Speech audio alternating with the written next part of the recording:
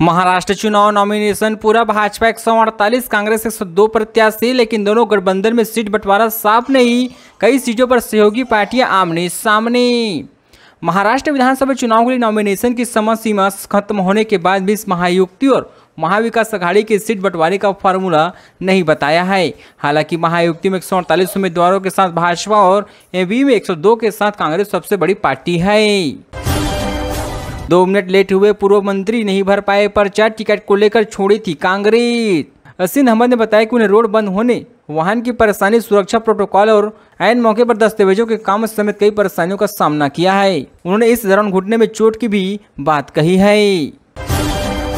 Seat sharing में भाजपा ने मारी बाजी, शरद पवार और उद्धव ठाकरे के डील करने में कैसे छिड़ी कांग्रेस। महाराष्ट्र में विधानसभा चुनाव की लड़ाई महाविकास अघाड़ी बना 70 और महायुति है। इनमें में शिवसेना, एनसीपी और कांग्रेस शामिल है। वहीं महायुति में भाजपा, शिवसेना और एनसीपी शामिल है। नवाब मलिक ने अजित पवार के एनसीपी के सिंबल पर किया नामांकन, भाजपा नहीं देगी साथ। अणुशक्ति नगर में मौजूदा विधायक नवाब मलिक ने यह सीट अपनी बेटी सपना के लिए छोड़ दी है। सपना एनसीपी उम्मीदवार के रूप में राजनीति में कदम रख रही है। नामांकन का वक्त गया, महाराष्ट्र की 15 सीटों पर सस्पेंस, महायुति और एनवीए क्यों नहीं उतार पाए उम्मीदवार। महाराष्ट्र की 288 सीटों के लिए नामांकन दाखिल करने की समय सीमा आज समाप्त हो गई है। इसके बावजूद प्रदेश से 15 सीटों पर अब भी सस्पेंस बना हुआ है। इसमें महायुति से 4 और एनवी की 11 सीटों पर उम्मीदवार का ऐलान नहीं किया गया है। पूर्व मंत्री असीन अहमद नहीं लड़ पाएंगे इस बार चुनाव, नामांकन के आखिरी मिनट में चूके, खूब हुआ हंगामा। असीन अहमद नागपुर सेंट्रल क्षेत्र के 3 बार विधायक रह चुके हैं। उन्होंने कांग्रेस छोड़ने के बाद बीए अध्यक्ष प्रकाश अंबेडकर से मुंबई में मुलाकात की और वीए की तरफ से नागपुर सेंट्रल में चुनाव लड़ने का समर्थन हासिल किया है। नवाब मलिक ने अजीत की एनसीपी से भरा पर्चा, महायुति गठबंधन छिड़ी रही, भाजपा का खुला विरोध। महाराष्ट्र के पूर्व मंत्री और एनसीपी के अजित पवार गुट के नेता नवाब मलिक ने मंगलवार को मुंबई की मानखुर्द शिवाजी नगर विधानसभा सीट से नामांकन पत्र दाखिल किया है, जिससे काफी हंगामा हुआ है। महाराष्ट्र में भाजपा दोस्तों को नहीं संभाल पा रही, अब कई सीटों पर जंग की नौबत, भरे जा रहे हैं पर्चे। कई जगहों पर भाजपा और महायुति में उनकी सहयोगी अजित पवार की एनसीपी से सीधे तकरार हो रही है। वहीं भाजपा के भीतर असंतोष की खबरें सामने आ रही है। अपने हुए बागी सामने लड़ रहे साथ ही महाराष्ट्र की इन सीटों पर बुरी फंसे भाजपा। बागी नेताओं में से कई ऐसे हैं जिनकी टिकट काट रहे किसी और को दिया गया है, फिर भी सीट की संगठन के दल के खाते में चली गई। साइन एनसी का केस तो सबसे दिलचस्प रहा। उन्होंने टिकट के लिए एकनाथ शिंदे गुट का ही दामन थाम लिया है।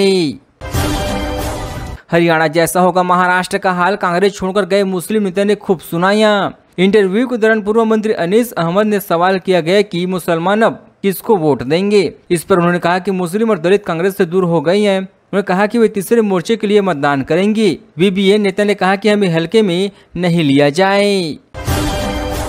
कौन है साइन एनसी? शिवसेना ने दिया टिकट तो बीजेपी ने तोड़ा नाता, गिनीज बुक में भी दर्ज है नाम। बीजेपी प्रवक्ता साइनी एनसी एकनाथ शिंदे की शिवसेना में शामिल हो गई है। वह 20 साल पहले बीजेपी में थी। फैशन डिजाइनर से राजनेता बनी साइना को मुनादी देवी से शिवसेना ने टिकट दिया है। यह एक बात ध्यान रखना, वरना नामांकन के आखिरी दिन और तेज हुई कांग्रेस और उद्धव सेना की जंग। उद्धव सेना और कांग्रेस के बीच संघर्ष नए स्तर पर पहुंच चुका है। ताजा विवाद सोलापुर साउथ सीट को लेकर है। यहां से कांग्रेस ने कैंडिडेट की घोषणा कर दिया है, जबकि उद्धव सेना ने पहले उम्मीदवार उतारा था। ऐसे में उद्धव सेना भड़क उठी है। टिकट कटने पर एकनाथ शिंदे के विधायक ने छोड़ा खाना पीना, खूब रोए, घर छोड़कर निकल गए। पालघर विधानसभा सीट से एकनाथ शिंदे की नेतृत्व वाली शिवसेना कैंडिडेट उतारा तो मौजूदा विधायक श्रीनिवास वनगढ़ डिप्रेशन में चले गए। उन्हें एकनाथ शिंदे सेना की टिकट नहीं दिया है। इसी वजह से बेहद आहत है और खबर मिल रही कि 12 घंटे से वह लापता है। 5 साल की सजा हो गई, डिजिटल अरेस्ट हो गई बुजुर्ग महिला, ठगों के खाते में डाल दिए 14 लाख रुपए। साइबर अपराधियों ने एक बुजुर्ग महिला को डिजिटल अरेस्ट कर लिया और उसे 14 लाख रुपए ऐंठ लिए हैं। अपराधियों ने साइबर क्राइम शाखा के अधिकारी बनकर फोन किया और कहा कि वह मनी लॉन्ड्रिंग मामले में आरोपी है। महाराष्ट्र भाजपा में बगावत, टिकट न मिलने पर निर्दलीय लड़ने जा रहे बड़े नेता। गोपाल शेट्टी ने कहा है कि बाहरी उम्मीदवारों को मैदान में उतारने की परंपरा का विरोध करना जरूरी है, इसलिए मैं स्वतंत्रता प्रत्याशी के तौर पर चुनाव लड़ने का फैसला किया है।